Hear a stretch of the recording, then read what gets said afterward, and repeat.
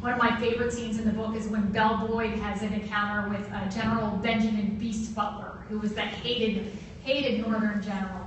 And Belle has some angry words with Beast Butler and really puts him in his place as only Belle Boyd can. And in the very next scene, he's recruiting Elizabeth Van Loo to be a Union spy. So they were always overlapping too with the people that they were coming across. The other thing was I needed primary source material. The only way that you can make a nonfiction or try to make it read like a novel is if you have the primary source material. These women had to write about themselves. They had to be written about by contemporaries in that time period. I had to have access to their thought process, to their internal, dialogues, and I only got that by reading their memoirs and reading their diaries and reading interviews that they gave. And fortunately, these four women were quite forthcoming, especially Belle Boyd. She really liked to talk about herself. But that allowed me to feel comfortable going into their heads because they wrote about their thoughts on the page. And so I was able to put myself in their heads and do that and feel comfortable about that. And so that's the second reason. But yeah, so I like the way that their stories merge together. I live in like a 600 square foot apartment in New York, and at some point I had like 500 manuscript pages spread out on my floor with my birds were like ripping my pages. Anyway, I could probably thank my parents for some of the structure of this book. Probably they moved things around a bit. But anyway, a long answer to your question there. Did you? Sorry. Yes. I look at your 3 books. Yes. And there's a common thread moving through all 3 of them. Yes.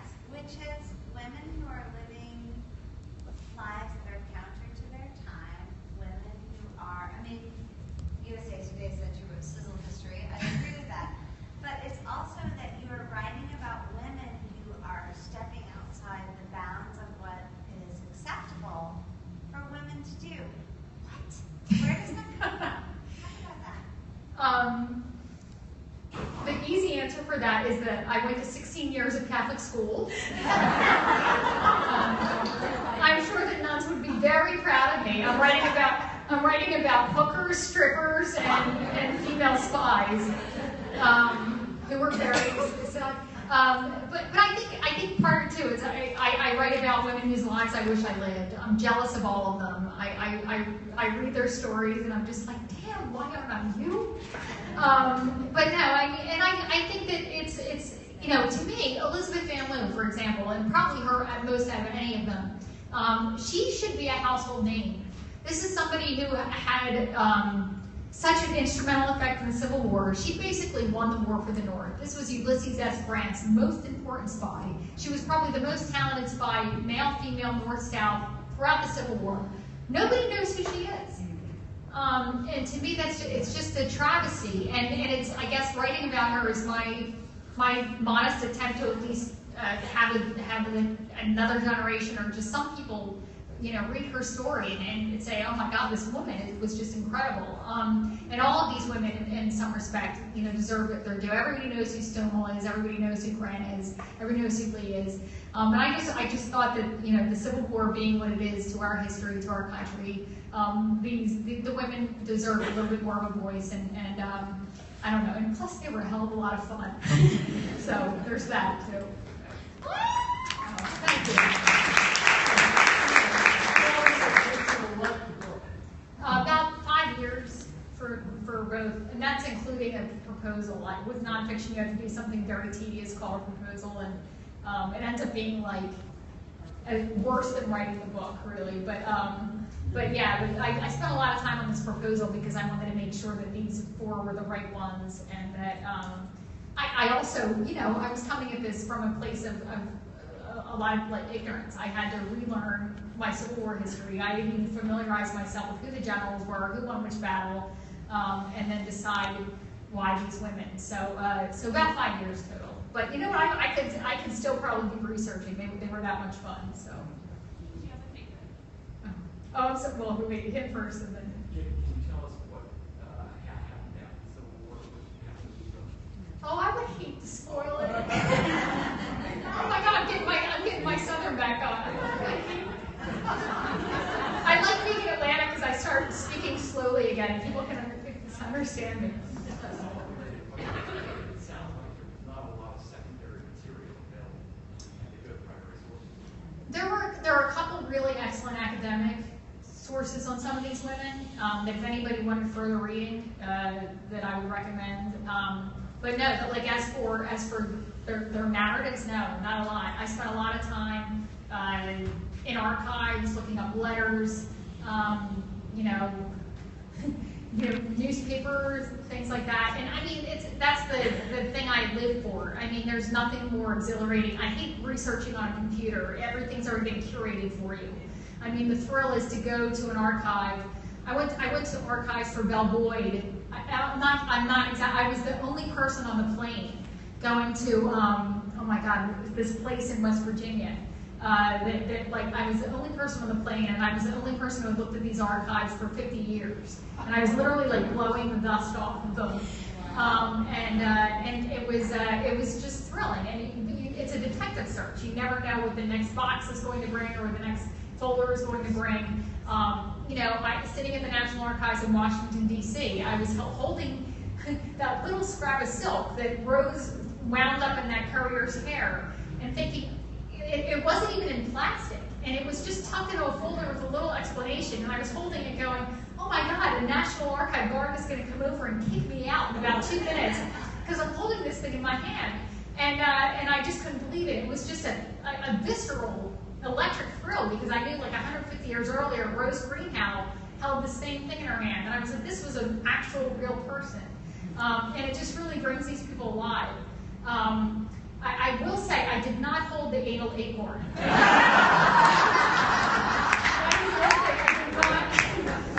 But I was tempted. Did you have a question? Last question? Yes. Do you have a favorite? Oh, I like them all for different reasons.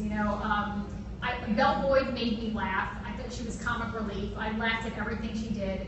And every time I got annoyed with her, I was like, this is a 17-year-old girl, of course she's annoying. I mean, but she was just funny. And she was funny and crazy, like certifiably crazy. And everything she did, I delighted in. Emma, to me, was so complicated. Here's somebody who was incredibly brave. I mean, can you imagine not only disguising yourself as a man, but at a time when it was illegal to pretend that you were the opposite sex. To not only do that, but then to enlist in the army and let yourself get shot at, but then to also have this vulnerability and be comfortable with that vulnerability, to let yourself fall in love in that situation, and risk that too. I mean, she was never averse to risk in any facet, be it on the battlefield or matters of the heart. I mean, she was all out there all the time. For Rose, she was just always the smartest person in the room. She was the smartest. Everything she said was so precise and targeted. And one of my favorite scenes, I won't give away too much of it, she has a hearing. And she has these accusers. And everything they say to her, she just spins brilliantly right back on them and puts them on the defensive. And it's sort of like, by the end of it, people are like, huh? Like, what just happened? And Elizabeth, I mean, she was just the slyest one of them all. And I mean, to do what she did, I mean, to win the war for the North, and to do it by organizing, and what was really brilliant about her was she was above suspicion, and all of her aspiring was mostly comprised of her former slaves, all of them brilliant. She knew that she was above suspicion, and she knew that they were below suspicion. Nobody even knew that they were literate, and yet these people were instrumental parts of her spy ring, and were, also the North would not have won the war without her former slaves. And she sort of organized this vast network that by the end of the war was spreading throughout several counties in Richmond, and was delivering dispatches 3 times a week for Grant. I mean, it was just an astounding operation. I mean, what more can you say about her? So I think there was all of them had something to be admired. Hi. Oh, I don't know what it is yet. I just finished an article. I haven't done journalism, modern journalism, and I don't think since I left Atlanta.